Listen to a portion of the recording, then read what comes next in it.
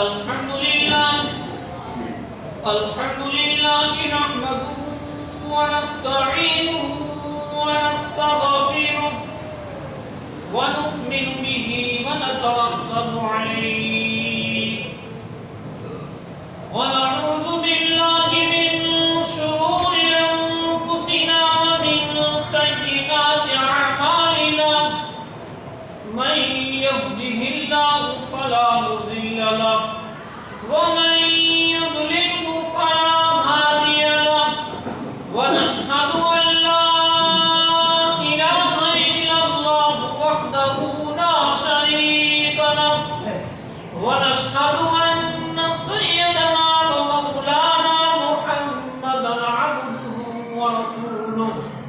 فقد قال الله تبارك وتعالى في الكلام المجيد والفرقان الحميد فأعوذ بالله من الشيطان الرجيم بسم الله الرحمن الرحيم ومن أحسن قولا ممن دعا إلى الله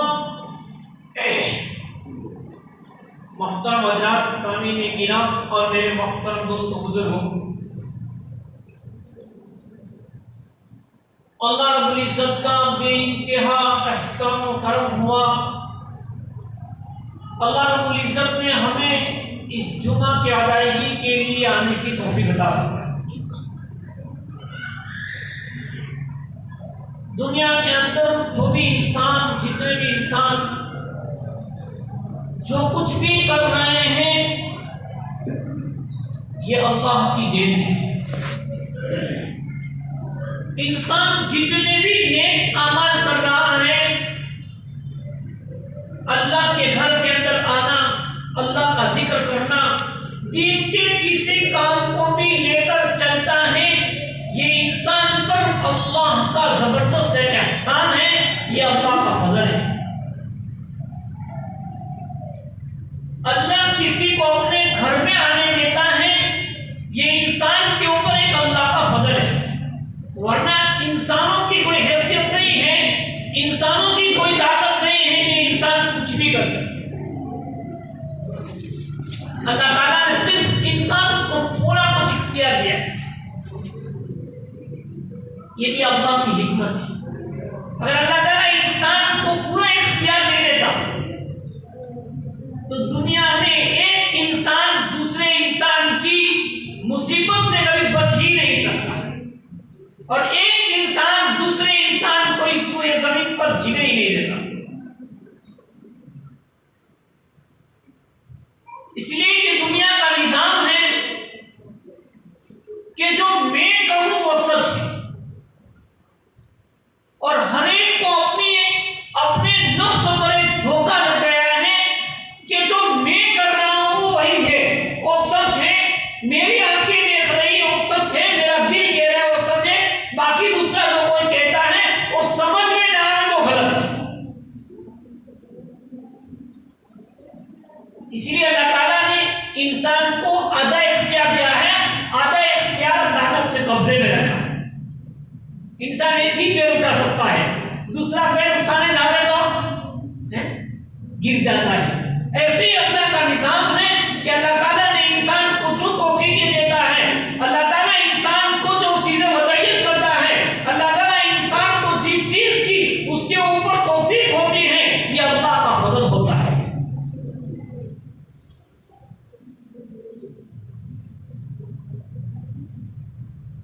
इसीलिए अल्लाह ताला का हम अपने दिल में एक जबरदस्त एहसान माने।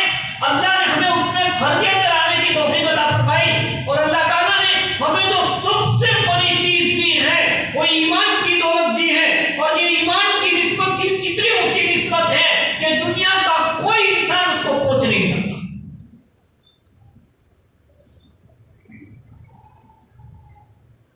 जाहिर तौर पर इंसान एक दूसरे की निस्बत करे पर इकरार करता है। किसी के घर के ऊपर कोई आदमी आता है, जब इंसान आने वाले इंसान से उसकी निस्बत होती है कि उसका मामू होता है, उसका फुआ होता है, या उसका दोस्त होता है, इंसान उसका इकराम करता है, उसको मोहब्बत की नजर से देता है। और इसी तरीका इतना दिल से नहीं चाहता है जितना उससे निस्बत होती है। इसलिए अल्लाह ताला ने हमें जो ईमान की निस्बत अता फरमाई है, ये निस्बत दुनिया की कोई ताकत मिला नहीं सकती। ईमान वालों के पास जो ताकत है और ईमान वालों के पास जो निस्बत है, वो निस्बत दुनिया में किसी में से मिला है, लेकिन ईमान की निस्बत को कोई पूछ नहीं सकता। और ईमान की निस्बत का मिल जाना ये इंसान के लिए निजात का जरिया है। और अल्लाह ईमान की निस्बत उसी को देता है जिसको निजात देना चाहता है। जैसे इंसान जाहिरी तौर पर अपनी जो पोशीदा चीजें होती है, अपनी जो माली मिल्कियत होती है, अपनी कुछ चीजें ऐसी होती है जिससे उसका ताल्लुक होता है, जिससे उससे लगाव होता है, जिससे उससे दिली कांटेक्ट होता है, जिससे प्यार होता है, मोहब्बत होता है, उसी को अपनी पोशीदा चीजें देता है और कीमती चीजें देता है। ऐसे अल्लाह ताला ईमान की निस्बत उसी को देता है जिससे अल्लाह कुछ देना चाहता है।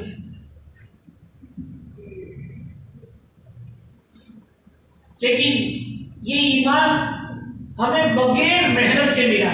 ये ईमान के पीछे हमारी कोई मेहनत नहीं है, इसके पीछे ना हमारी कुर्बानी लगी है, ना जद्दोजहद लगी है, ना कोई वक्त लगा, बल्कि एक ईमान एक विरासत में मिला है।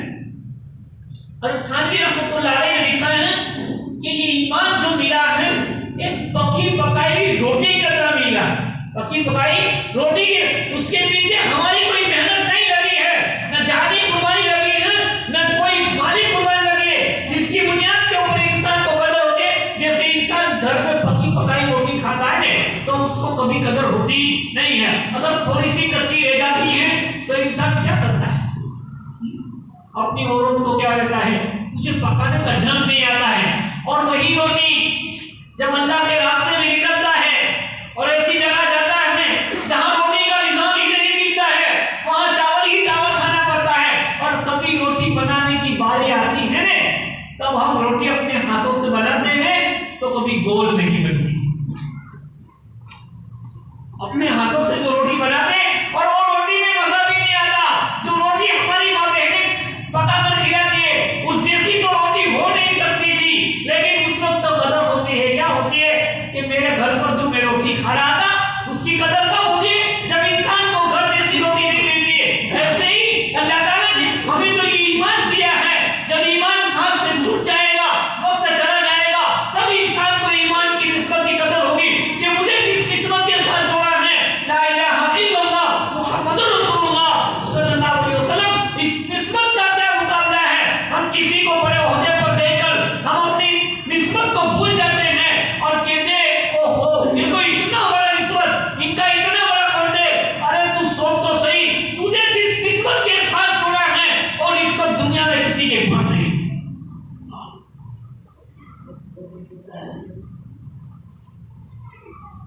जैसे हमारे यहाँ भी इज्तिमा हो, सारे लोग अपने एतबार से जिससे जो हो सकता था कुर्बानी देने के लिए तैयार था और अपने लिए जिससे जो हो सका कुर्बानी दी।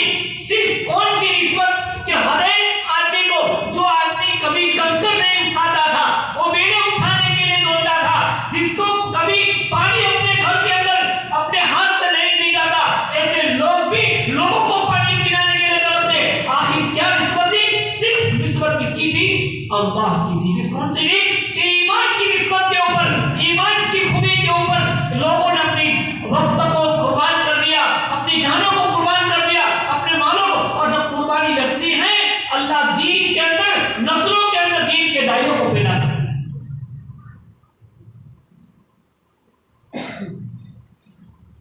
और जब इंसान, ये निस्बत कोई छोटी मोटी चीज नहीं है। हमारे यहाँ ईमान की निस्बत कोई समझ में नहीं आता कि हमारे दिल में ईमान क्या चीज। और निस्बत की बुनियाद के ऊपर इंसान तो कहां से कहां पहुंचा जाता। हज़रत जुनैद बगदादी रहमतुल्लाह अलैह बहुत बड़े अल्लाह के वली गुजरे हैं और तसव्वुफ के बहुत बड़े मालिक। इनका एक मर्तबा इंसान निस्बत को देखकर, निस्बत की लाज रखकर इंसान कहां से कहां पहुंच जाए। इसीलिए कभी किसी को कम नहीं समझना चाहिए। कौन सा आदमी कहां पहुंच जाता है ये कोई नहीं कह सकता, और कौन सी चीज किसको लग जाती है और किसके लिए हिदायत का जरिया बन जाती है। इसीलिए हमारी दावा की जो मेहनत है, इसके अंदर चलने वाले लोग कैसे थे और अल्लाह ने इनको कैसे बना लिए। हर ईमान वाले के दिल में एक खूबी जरूर हुआ करती, लेकिन खूबी भूल जाते हैं, हमेशा बुराई याद होती है। और हर ईमान वाले के दिल में एक ऐसी खूबी होती है जो किसी के पास नहीं होती है। जैसे हमारे यहाँ हम अभी टेस्टिंग करवाते हैं फिंगर, कभी किसी के अल्लाह की कुदरत को देखें, कोई किसी का एक का फिंगर किसी से मिला हुआ नहीं होगा, किसी का फिंगर किसी से मिला नहीं होगा। ऐसे हर इंसान चाहे कैसा भी हो, लेकिन ईमान की निस्बत के साथ जुड़ा हो, उसके अंदर एक ऐसी खूबी होती है जो हर किसी के अंदर नहीं पाई जाती। जाहिर में कैसा हो, जैसे हम देखते हैं कई लोग कैसे करोड़ों के मालिक होते हैं, लेकिन अल्लाह उसके दरबार में आने नहीं देता है। लेकिन एक इंसान कैसा होता है, कुछ नहीं होता है, जाहिर में ऐसा अलग दिखता है, लेकिन अल्लाह ने उसके अंदर ऐसी खूबी रखी होती है कि अल्लाह उसको अपने मकाम तक पहुंचा देता है। अल्लाह अपने पाकीज़ा घरों में बुला लेता है। हज़रत जुनैद बगदादी रहमतुल्लाह अलैह एक मर्तबा बहुत बड़े पहलवान थे, जिस वक्त तो वो वली नहीं थे, जिस वक्त अल्लाह ताला ने इनको विलायत नहीं अता फरमाई थी, वो उस वक्त तो बहुत बड़े पहलवान माने, और किसी की हिम्मत नहीं होती थी कि वो जुनैद बगदादी से कोई मुकाबला कर सके। एक मर्तबा बादशाह ने ऐलान कराया कि जो जुनैद को बचा दे उसके लिए इतना इतना इनाम है। एक गरीब इंसान था जो सादात था, सैयद था, उसके घर के अंदर गरीबी थी, कमजोरी थी, खाने के फाफे थे, सारी चीजें उसके पास कुछ नहीं थी, लेकिन घर के एतबार से कमजोरी के सब कुछ इसके पास ऐसा ही था। अब उसने सोचा कि बादशाह ने तो बहुत बड़ा ऐलान किया है। क्या कहा? बादशाह ने बहुत बड़ा ऐलान किया है कि जो जुनैद को बचा देगा उसको मैं एक इनाम दूंगा। अगर खुदा न खास्ता जुनैद ने मेरी सादात की निस्बत पर मेरी बात मान ली तो मेरा काम बन जाएगा, मेरी गरीबी दूर हो जाएगी, मेरी मुसीबत दूर हो जाएगी। आखिरकार बादशाह के दरबार के अंदर सादात गरीब कमजोर सादात बादशाह के दरबार के अंदर जाता है, और बादशाह ने कहता है मैं जैसा इंसान हूं जो जुनैद का मुकाबला कर सकता हूं। बादशाह देखकर भी इसको कहने लगा, अरे तू दुबला पतला है, जुनैद कितना मोटा इंसान है, और ये किसी को बचा नहीं सकता है जुनैद को कोई। जुनैद किसी के बाप की ताकत नहीं है जो जुनैद को गिरा सकता है। इतने बड़े पहलवान को जो कई लोगों को एक उंगली से पटक सकता है, और तू तो दुबला सा इंसान है, कमजोर सा इंसान है, तेरी तो हड्डियां दिख रही है, जुनैद तो तुझे एक उंगली देकर आसमान के ऊपर उड़ा देगा। बादशाह ने कहा तेरी ताकत नहीं है, तेरी हिम्मत नहीं है, तू जुनैद का मुकाबला नहीं कर सकता।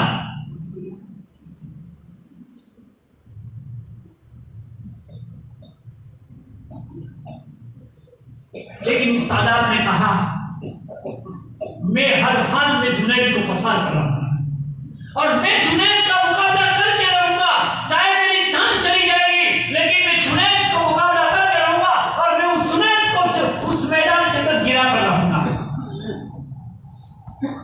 कहीं जाना होता है, हमेशा सूफीपन से कुछ होता नहीं, कहीं बोलो नहीं तो बेच तुम्हारा भी व्यापार हो डालो। उसने कहा, वो खुद समझता था मैं गरीब हूं, मैं कमजोर हूं, मुझ में ताकत नहीं है, मैं जुनैद का मुकाबला कर सकता था, लेकिन बादशाह को इतनी ताकत से बात की, बादशाह तुम एक मरतबा मुझे आसमान कर देखो, मैं जुनैद को गिरा कर ही रहूंगा, गिरा कर रहूंगा।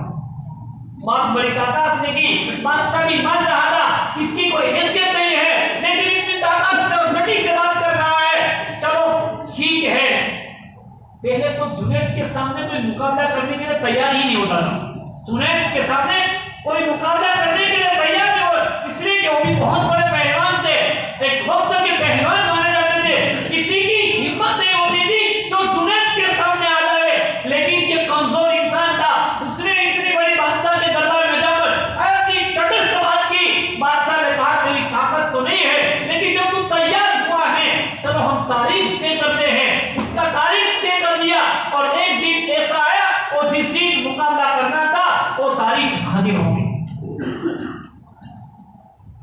बादशाह ने सब जगह ऐलान करवा दिया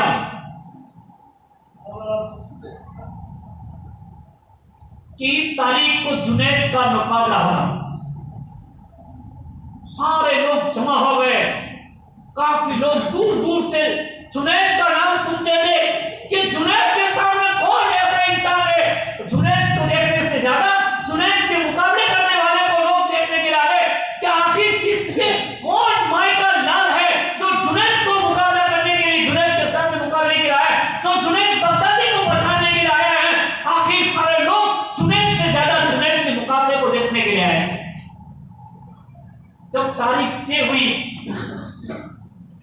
जब दोनों जुनैद बगदादी रहमतुल्लाह अलैह और कमजोर सादात इंसान जब मैदान में उतरे हैं, तो सादात क्या कहता है, मैं सैयद हूं। क्या कहा, मैं सादात। लेकिन आज के सादात को सादात समझकर आज के नकली सादात बहुत है।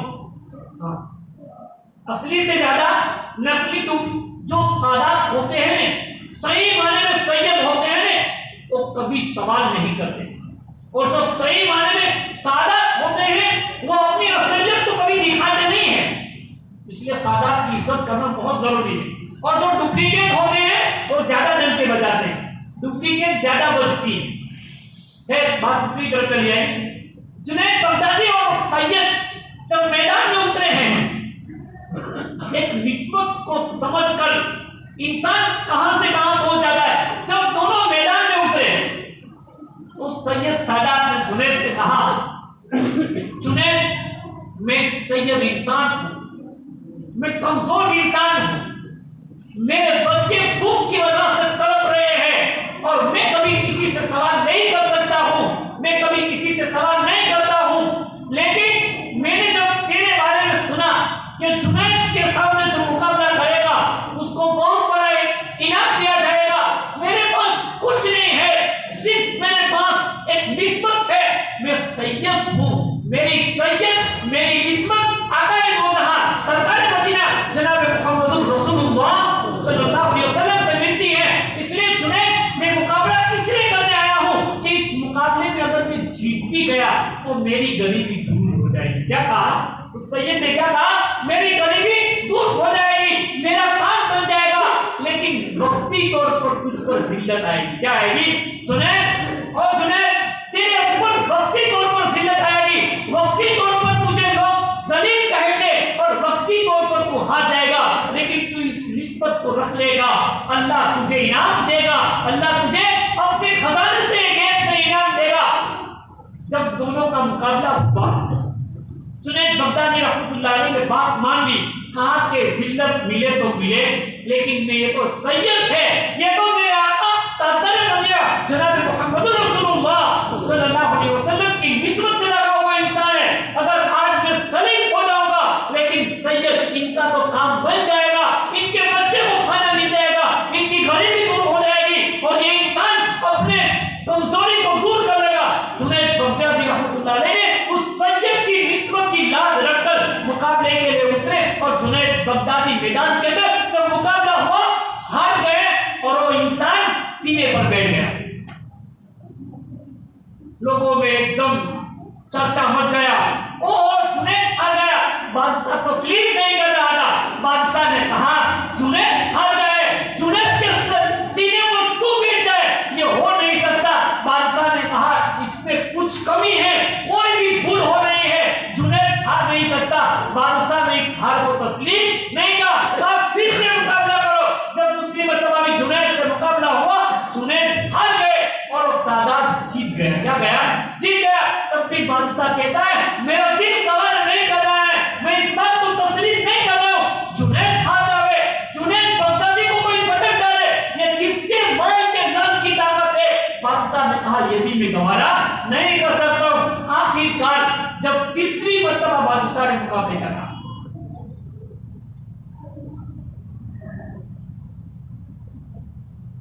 जब तीसरी मर्तबा मैदान के अंदर उतरते हैं, जुनैद बगदादी और सादात जब डरते हैं, उस सादात ने जुनैद को पटक दिया और उसके सीने पर बैठ गए। तब चर्चा ऐलान हो गया कि जुनैद हार गए और सादात जीत गया। उस वक्त जुनैद बगदादी बादशाह ने जो लाल दान की थी, बादशाह ने तो दी, उसके रिश्तेदारों ने, उसके दोस्तों ने, बल्कि जिनको एक भरोसा था, जिनको एक गर्व था कि जुनैद को कोई पटक नहीं सकता है, सारे लोगों की जिद्दत को बर्दाश्त कर दिया। जब रात होती है, मुकाबला खत्म हो जाता है, जुनैद को जिल्लत मिल जाती है, जुनैद जलील हो जाते हैं। जाहिर में इंसान, अरे इसलिए किसी जाहिर में देखे हुए इंसान के ऊपर बदगुमानी के फैसले मत करो। याद रखना, किसी की जाहिरी जमीनी को मत देकर किसी के ऊपर इतने बड़े फैसले मत करो। इस दिल के अंदर क्या है ये अल्लाह होता है, और अल्लाह, याद रखना, किसी के ऊपर बगैर देखे हुए, बगैर तुम्हारी जाहिर की सोच से किसी के ऊपर गलत लगाओगे, याद रखना मौत से पहले खुदा तुम्हें उससे मुब्तला करेगा। जुनैद को जाहिर में देखकर लोगों ने तान किया, लोगों ने जलील किया, और लोगों ने उसको बहुत कुछ कहा।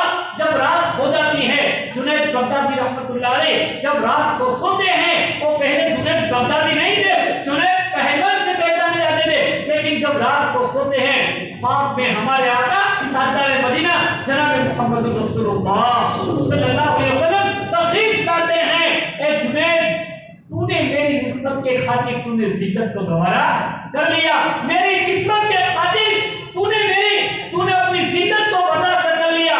जा जुनैद, आज के बाद तेरी इज्जत के डर से मैं पूरी दुनिया में बचा दूंगा। आज कौन नहीं पहचानता जुनैद बगदादी रहमतुल्लाह अलैह को? कौन नहीं पहचानता? बड़े पाए छोटे के वली हैं, और अल्लाह ताला ने एक निस्बत की याद रखी, अल्लाह ने वलियों के ज़ुमरों में उनको शामिल फरमा दिया, जिनको जुनैद बगदादी रहमतुल्लाह अलैह कहा जाता है। इसलिए किसी इंसान की तरफ कभी जाहिरी चीज देखकर बदगुमानी के फैसले न करे, किसी के ऊपर जाहिरी चीज देखकर कभी फैसले न करे। हमारे यहाँ पास मरतबा हमारे दावत के साथी जब जमात को लेकर चलते हैं, अरे जमात में चलने वाला इंसान, दावत देने वाला इंसान, चाहे चोर क्यों न हो, कैसा भी क्यों न हो, लेकिन उसकी तरफ कभी उंगली मत उठाओ, उसकी निस्बत को देखो। ये दावत की मेहनत को लेकर जा रहा है, ये निस्बत को देखोगे, उसकी निस्बत की बरकत से, चाहे वो कैसा भी इंसान हो, लेकिन उस निस्बत की तुम लाज रखोगे, अल्लाह तुम्हें वलियों के ज़ुमरों में शामिल फरमा देगा। कह दो सुभान अल्लाह।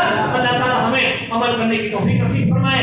कहीं वाक़ पर अल्लाह ताला हमें इसके ऊपर अमल करने की तौफीक नसीब फरमाए, उसके साथ जो खता है अल्लाह उसको माफ फरमाए। वाक़ दावाना अल्हम्दुलिल्लाहि रब्बिल आलमीन।